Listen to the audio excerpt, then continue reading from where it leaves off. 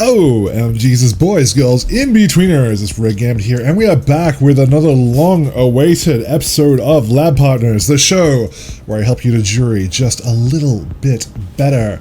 And today we're going to talk about wake-ups. Now, these tutorials are always aimed at people who are of a little bit of a lower rank, so if you're the kind of person who knows how to meatie someone who knows their wake-up game, you can probably go ahead and skip this one. But if you're a person who struggles with people who do the wake-up jab, if people who do the wake-up DP are too much for you, if you get thrown all day on wake-up, then this is probably going to be the episode for you. So I'm going to show you exactly what I go through when I'm practicing how to deal with wake-ups and wake-up situations. So let's go ahead and jump right into this. Normally these are sort of things that I would cut out, but I'm actually going to show you how to set these things up so you can do it yourself, because training mode is fantastic for learning this game. If you've never used training mode before, I know a lot of people think that it's boring, that it really takes away a lot of enjoyment of the game, that you just want to get out there and play. But training mode is your friend. Make training mode your friend. Be nice to it and it'll be nice to you. So let's go ahead and jump right into this. So what you gotta do is, let's say we want to deal with someone who's doing wake up jabs right off the bat, right? So what you gotta do is, you gotta go across to record wake up actions and change your level setting to 1, and you want to go recording slot 1 and you want to start recording. And what you want to do is you want to mash crouching jab. If you're using Cami, you want to mash crouching jab, and the reason for that is that crouching jab is a 3-frame normal. Now let's see if it actually works. So we go to set wake up actions, we turn recording slot on now that we have it there, and let's see if she does a jab on wake up. She does! Success! That won't always work for you. Sometimes you'll do it and you'll do what we just did there and test it and you'll get nothing. That's a weird quirk of the recording process. Basically, it's stupid, and even if the jab comes out when you do it, it won't always actually record properly. Just keep trying until it works. I promise you eventually it will work, but just keep trying until it does. It's annoying. I don't know why Capcom don't fix it, but I don't know why Capcom don't fix a lot of things with this game, so let's move on from that. So, now we have a situation where Cami's going to jab on wake up every single time.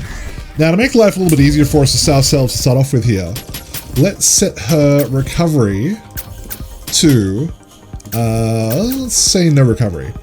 This is your default right here, is no recovery. We'll change it to normal recovery later on, but right now I'm going to say no recovery. And what that means is that she'll have a slow wake up. So we knock her, she stays on the ground for a little while, then she gets up. Right, so let's say you've landed your Tinsinrin or whatever. She takes the time to get up, she gets up and she jabs. Now, this is where a lot of beginners have trouble, is dealing with the wake up jab, because wake up jab seems like a really smart move to interrupt things. And the answer is that it's not, and that's because the move comes out in 3 frames. Now, I'm not going to go into the minutia of how frame data works. If you don't understand that, I'll probably save that for another video.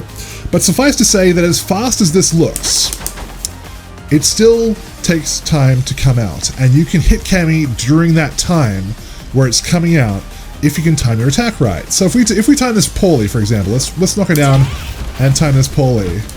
I got jabbed, and you can see the counter hit came up there. A little counter in the corner, right?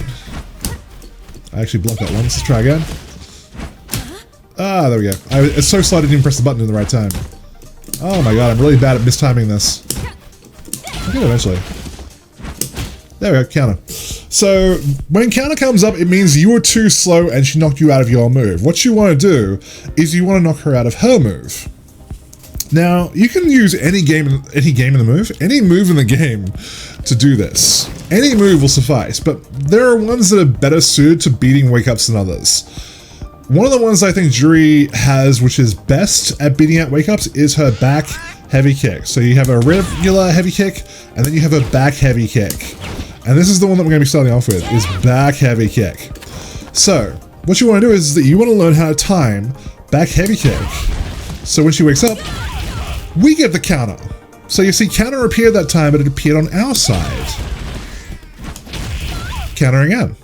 So what that means is that our leg was in her face before her punch could come out. And that's exactly the timing we want it. We don't want it too early, because it'll miss while she's waking up. That was, yeah, I'll try again, see if we do a little bit earlier. There we go. So that missed completely while she was waking up, because she is invincible while she's waking up. She's only vulnerable the first frame that she comes out of a wake up animation. So we want to learn how to time our wake ups. Ooh. It's going to happen eventually. I was going to mistime it. Yeah, this is going to happen eventually, trust me. There we go. We want to learn how to time our wake ups. It's the curse of the commentator.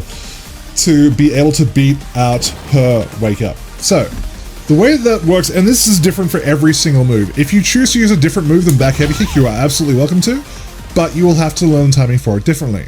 The best way that I found was to basically just keep trying at random intervals. Do it randomly, right? That's great. Do it until you find the timing for where it's going to work. Now, for this particular move, you'll actually see that the best time to press kick is when she just is about to finish getting up off the ground. We wait, boom. So you'll see if we slow that down, and I might do that in post depending on how lazy I'm feeling about this.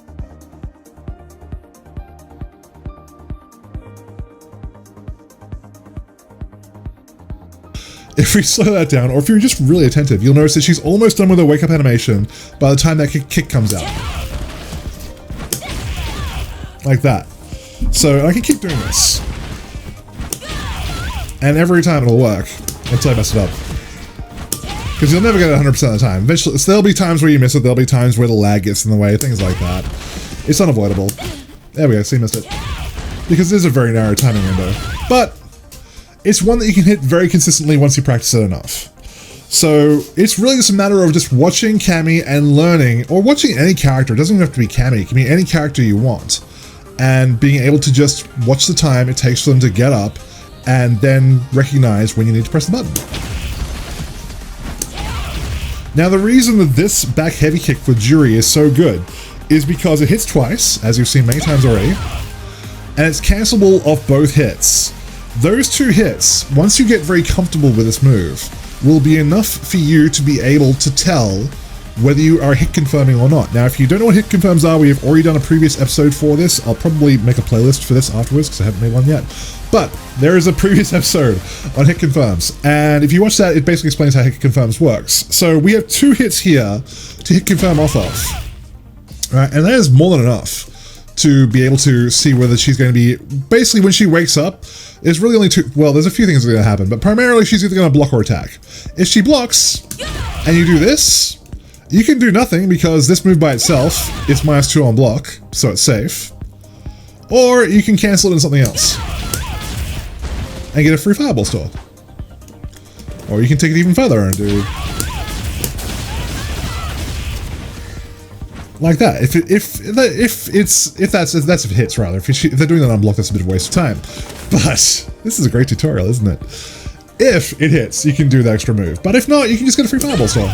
So, you know, we can set Cammy's, we can turn off, for example, we can just turn off the wake up actions. We can just turn that off. And we can set her guard to random. Right? And we can basically just knock her down. So she blocks, so I did a store.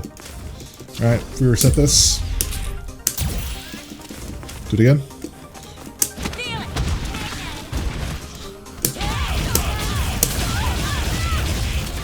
We went with the swag. We do it again.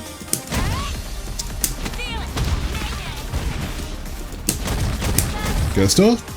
Do it again. Get a store. Do it again.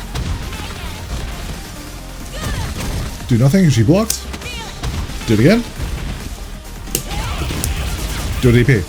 So it is very, very confirmable doing the back heavy kick, which is why it's such a good move and why I really like it. If you watch really high level Juri players, for one thing you shouldn't, because the techniques that very high level players use are not going to be helpful to a low level player.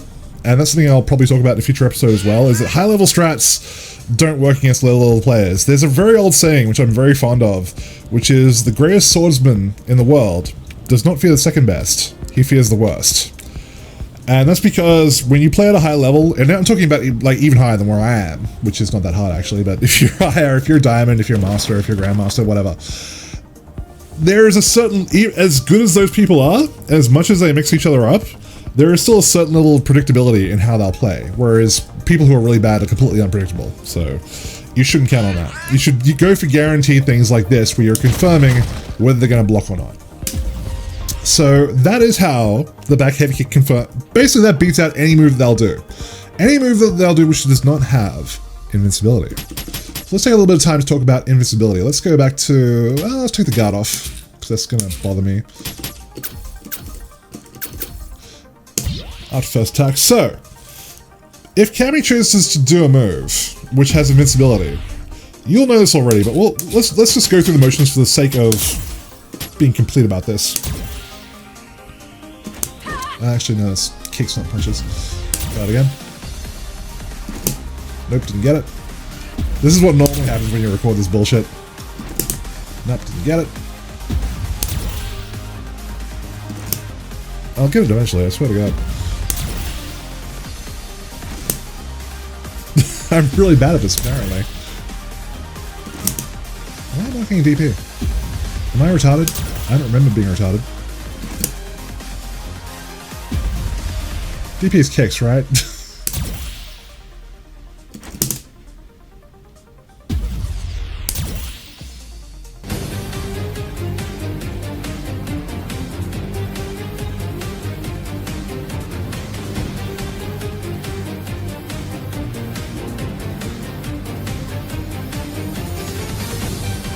Okay, we're back. That took way longer than it should have.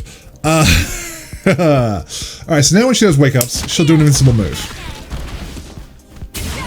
Alright, so if we try to do our meaty on this, it's obviously not going to work, no matter how well we time it, because that's invincible. So, if you, and this is where the guessing game of any fighting game comes in, if you believe that your opponent is about to do a move which is invincible, you have no choice but to block. It doesn't matter if it's your turn, it doesn't matter if you knock them down. If they're going to bust out something invincible, you have to block. But of course, then the option there is to punish them afterwards. So this is where the guessing game really comes in, because if you're playing against a character like Bison, or Guile, or Zangief, or anyone else who does not have a typical invincible reversal, pretty much every character in this game, with there's some exceptions, Vega is one of them I know, that don't have invincibility on their super, but 95% of the characters in this game have invincibility on their super. So if they have 3 bars, the option of doing an invincible wake up is always there, regardless of who they're playing. But if they're not playing, a character who has a 1-bar invincible reversal, you can obviously be a lot more gung-ho about doing this as your meaty wake up option. But if they have that option there, you have to respect it. So that's the thing you're just going to learn through trial and error. You're just going to learn as you get more experience, watching other people how they play, picking up on their habits, things like that, when you think they're going to do it. And even when you don't know if they're going to do it, when it's advantageous, sometimes you're better off just not taking the risk and blocking. Because you don't sacrifice as much as if you do and get hit by the wake-up reversal. So obviously you can, you know, go for your follow-ups if you're actually not stupid like me. Cammy's is actually kind of tricky because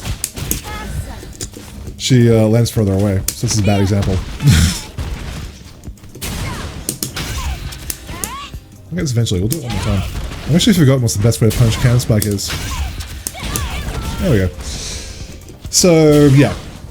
That's basically the way it works. So you have the options of going for a meaty if you believe they're just going to press a button, or do nothing. That's all. You can still go for the meaty if you think they're going to do nothing, because you'll get a store if nothing else, which is always handy.